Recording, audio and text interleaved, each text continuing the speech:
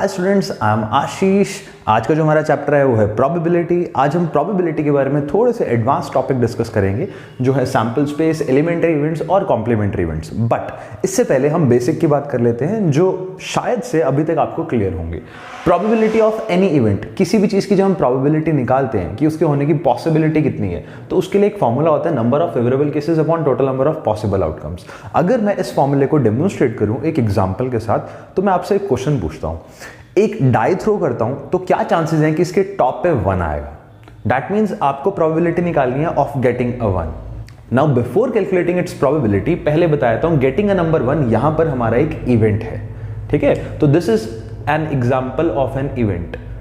ठीक है, तो जिस चीज की हमें प्रोबेबिलिटी निकालती है उसको हम बोलते हैं इवेंट। यहां पर हमारा इवेंट है गेटिंग अ नंबर 1। अब इस इवेंट के लिए ना मुझे फेवरेबल केस काउंट करने हैं। पहले हम इसको सोचेंगे कि भाई इसके लिए एक टोटल पॉसिबल आउटकम्स कितने हैं जो हमारे पास यहां पर एक्सपेरिमेंट हो रहा है। That means we are throwing a die. अब अगर एक डाई थ्रो कर रहे हैं, उसके 6 फेसेस होते हैं डाई के, तो उसके टॉप पे तो कोई भी नंबर आ सकता है। ठीक है, 1 से लेके 6 तक कोई भी नंबर आ सकता है। तो जो मैं इसके सारे के सारे पॉसिबल आउटकम्स लिखूंगा ना, वो होंगे 1 2 3 4 5 एंड 6 कि भाई टॉप ऑफ द डाई पे तो इनमें से कुछ भी आ सकता है। आपने चांसेस निकालने हैं किसके, गेटिंग अ नंबर 1 के, कि टॉप पे 1 आएगा, इसके कितने चांसेस हैं। तो इसके लिए first of all total number of possible outcomes आप काउंट करोगे, वो ऑफ कोर्स 6 होगा, तो डिनोमिनेटर में तो आ गया 6। बट इनमें से कितने हमारे केस के फेवर में जा रहे हैं। गेटिंग अ नंबर 1 के फेवर में सिर्फ एक केस जा रहा है, बाकी कोई भी केस हमारे फेवर में नहीं जा रहा है। That means 1। क्लियर। अगर मैं आपको कहता हूं भाई एक डाई थ्रो किया और 2 आने के चांसेस निकालने हैं, तो वहां पर भी आंसर आपका 1/6 होगा। अब कई स्टूडेंट्स पता क्या करते हैं, इनिशियली वो ये मिस्टेक करते हैं कि यहां पर 2 लिख देते हैं, भाई 2 के लिए 2/6 होगा। नहीं, इनमें से कितने केसेस आपके इवेंट के फेवर में जा रहे हैं। आपका इवेंट है गेटिंग अ नंबर 2, वो सिर्फ एक ही केस है, तो मैं इसको काउंट करके यहां पर 1 लिखूंगा। ध्यान देना, आप यहां काउंट करके केसेस लिख रहे हो, केस की क्या वैल्यू है वो नहीं लिख रहे हो। क्लियर। अगर आपको इतना क्लियर हो गया, अब हम बात करते हैं सैंपल स्पेस, एलिमेंट्री इवेंट्स और कॉम्प्लीमेंट्री इवेंट्स की। रिगार्डिंग दिस एग्जांपल ओनली, मैं एक डाई थ्रो के एग्जांपल के बेसिस पे आपको ये तीनों चीजें एक्सप्लेन करता हूं। First of all sample space. अब देखो सैंपल स्पेस यहां पर क्या होगा, हमने एक डाई थ्रो किया और आपके पास जो सारी पॉसिबिलिटीज थी वो 1 से लेके 6 तक थी, है ना। यहां पर जो हमारा सैंपल स्पेस होगा ना, वो पूरे के पूरे पॉसिबल आउटकम्स को जो हम एक सेट में लिखेंगे, ये सारे के सारे पॉसिबल आउटकम्स है ना, एक सेट में लिखते हैं। This is called the sample space. तो सैंपल स्पेस होता क्या है, it is actual set of all possible outcomes. ठीक है, जब मैंने सारे पॉसिबल आउटकम्स को एक सेट में लिख दिया, दैट मींस कर्ली ब्रेसेस में लिख दिया, तो आप उसको बोलोगे सैंपल स्पेस। क्लियर। चीज किसी चीज के लिए भी कर सकते हो, मतलब किसी भी एक्सपेरिमेंट के लिए कर सकते हो। लेट अस से मैं एक कॉइन टॉस कर रहा हूं, तब आप कुछ इस तरीके से लिखोगे H, T, या तो हेड आ सकता है या तो टेल्स आ सकता है। और जैसे जैसे आप नंबर ऑफ ट्रायल्स इंक्रीज करते रहोगे, उसके आउटकम्स भी इंक्रीज होते रहेंगे। ठीक है, नेक्स्ट एलिमेंट्री इवेंट्स। अब एलिमेंट्री इवेंट्स देखते हैं कि एलिमेंट्री इवेंट्स क्या है। एलिमेंट्री इवेंट्स को जानने से पहले आपको इवेंट्स का बारे में पता होना चाहिए। इवेंट्स क्या होते हैं, देखो मैंने अभी ना जब स्टार्ट किया था ये टॉपिक, तो मैंने आपको बोला था आपको प्रोबेबिलिटी निकालनी है of getting a number 1। Getting a number 1 एक इवेंट था।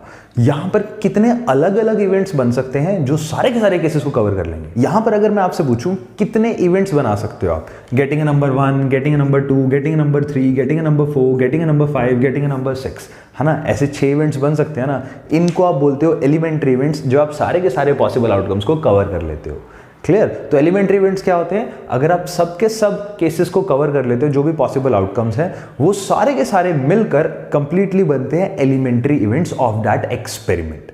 आई थिंक क्लियर होगा। बट अब एक डाउट आता है स्टूडेंट्स का कि भाई गेटिंग अ नंबर 1 और गेटिंग अ नंबर 2 दो अलग अलग इवेंट्स जरूर हैं, बट बीच में अगर और लिखा हुआ आ गया तो गेटिंग अ नंबर 1 और 2, अब ये इसका एलिमेंट्री इवेंट हुआ कि नहीं, ये एक्चुअल में कॉम्बिनेशन ऑफ इवेंट है। आपको पता होना चाहिए एलिमेंट्री इवेंट्स होते हैं जब हम सिर्फ एक केस एक बारी में उठा रहे हैं। ठीक है, लेकिन अगर हमने दोनों को कंबाइन कर दिया ना, दैट मींस आप 2 पॉइंट्स उठा रहे हो। अगर आप 2 पॉइंट्स उठा रहे हो तो एक्चुअल में आप एलिमेंट्री इवेंट्स की कॉम्बिनेशन ले रहे हो। वो और के साथ भी हो सकती है कॉम्बिनेशन, एंड के साथ भी हो सकती है। बट अभी के लिए आपको पता होना चाहिए, अगर आप सिर्फ एक सैंपल पॉइंट उठा रहे हो, जैसे गेटिंग अ नंबर 1, तो वो आपके पास एक एलिमेंट्री इवेंट होगा। क्लियर। ऐसी अगर मैं आपको कहूं एलिमेंट्री इवेंट के यहां पर कोई और एग्जांपल देना है, तो आप कहोगे एलिमेंट्री इवेंट का एक और एग्जांपल है गेटिंग अ नंबर 6 या फिर getting a number 4 and so on. Next complementary events. So what are complementary events. देखो लेट अस से मैं यहां पर E एक इवेंट ले रहा हूं और वो है गेटिंग अ नंबर 2। आपको कहता हूं इसके चांस निकाल दो, तो यहां पर आप क्या निकालोगे, probability of E that is getting a number 2 is equal to 1/6। क्योंकि आपके पास सिर्फ एक ही केस है जो हमारे पास फेवरेबल आउटकम्स में आ रहा है, तो फेवरेबल आउटकम्स 1 होंगे और total number of possible cases होंगे 6। अब अगर आपको ये पता चल गया कि गेटिंग नंबर 2 की प्रोबेबिलिटी आप निकाल सकते हो, तो यहाँ पर कॉम्प्लीमेंट्री इवेंट्स को स्टडी करते हैं कि कॉम्प्लीमेंट्री इवेंट्स होते क्या हैं। देखो, गेटिंग नंबर 2 और नॉट गेटिंग नंबर 2 एक दूसरे के कॉम्प्लीमेंट है। आई थिंक अब आपको आइडिया हो गया होगा कि कॉम्प्लीमेंट्री इवेंट्स एक्चुअल में एक दूसरे के बिल्कुल रिवर्स होते हैं। एक बार 2 आएगा और एक बार 2 नहीं आएगा, ये एक दूसरे के कॉम्प्लीमेंट है। कॉम्प्लीमेंट इवेंट की प्रोबेबिलिटी अगर आप निकालने जाते हो तो एक्चुअल में हम निकाल रहे होते हैं not occurring of the event, उसकी प्रोबेबिलिटी, है ना। आप यहां पर एक नया इवेंट बनाते हो कि भाई ई जब नहीं हो रहा तो उसको हम रिप्रेजेंट करते हैं कॉम्प्लीमेंट ऑफ ई से, और उसका मतलब होता है नॉट अकरेंस ऑफ ई, जब ई नहीं हो रहा हो। अब इतने केसेस के अंदर अगर मैं आपको छांटने को कहता हूं कि भाई जब 2 नहीं हो रहा होगा तो कितने फेवर में जाएंगे इसके cases? Of course 1 2 3 4 5। That means आपके पास इसकी प्रोबेबिलिटी आएगी 5/6। जब 2 नहीं आएगा दैट मीन्स 1 भी आ सकता है, 3 भी आ सकता है, 4 भी आ सकता है, 5 भी आ सकता है और 6 भी आ सकता है। इन शॉर्ट, अगर मैं आपसे पूछूं find the probability of not getting a number 2, आपका आंसर होगा 5/6, because not getting a number 2 के केस के अंदर ये पांचों केसेस काउंट हो जाएंगे। क्लियर? बट अब यहां पर एक फॉर्मूला है जो आपको पता होना चाहिए एलिमेंट्री इवेंट्स के लिए भी और कॉम्प्लीमेंट्री इवेंट्स के लिए भी, वो मैं आपको यहां पर मेंशन कर देता हूं। अब उस एक्सप्रेशंस को स्टडी करने के लिए मैं यहां पर एक एग्जांपल लेता हूं। लेट अस से आपके पास एक बैग है, उसके अंदर 2 रेड बॉल्स हैं, 3 व्हाइट बॉल्स हैं और 1 ग्रीन बॉल्स है। ठीक है, number of red, white and green balls मैंने यहां मेंशन कर दिए हैं। आपको मैं कहता हूं आपको बिना देखे रैंडमली एक बॉल उठानी है यहां से, क्या चांसेस होंगे कि आपके पास वो रेड नहीं है? दैट मीन्स आप यहां पर probability of not getting a red की बात कर रहे हो। क्लियर? अब यहां पर आप कैसे कॉम्प्लीमेंट के कंसेप्ट को अप्लाई करोगे? देखो, आप ऐसे भी कह सकते हो कि probability of complement of any event is equal to 1 minus probability of that event. आप 1 में से माइनस कर सकते हो रेड की प्रोबेबिलिटी, वो रेड के ना आने की प्रोबेबिलिटी दे देगा। दैट मीन्स अगर आपने नॉट गेटिंग अ रेड की प्रोबेबिलिटी निकालनी है तो आप 1 माइनस प्रोबेबिलिटी ऑफ रेड कर सकते हो। अब यहां पर अगर मैं आपसे आंसर पूछूं तो इसका आंसर क्या होगा? 1 minus probability of red. What is probability of red? 2 upon total number of balls कितनी है? 2 + 3 + 1 दैट इज 6। तो 1 minus 2/6 is equal to, LCM लूंगा तो आपके पास आएगा 6 - 2, तो आपके पास आएगा 4/6।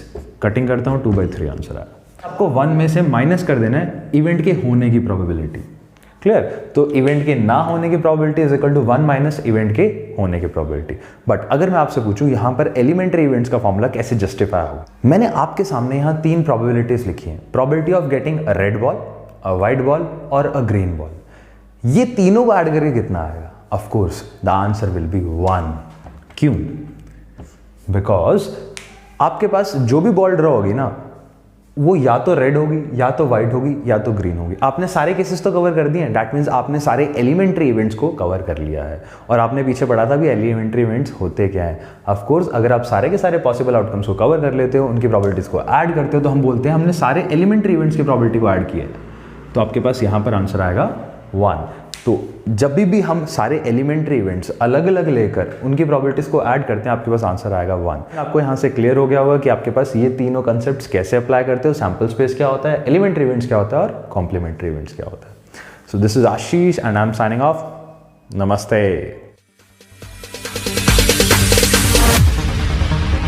No, there ain't no stopping us. Fly without boarding pass.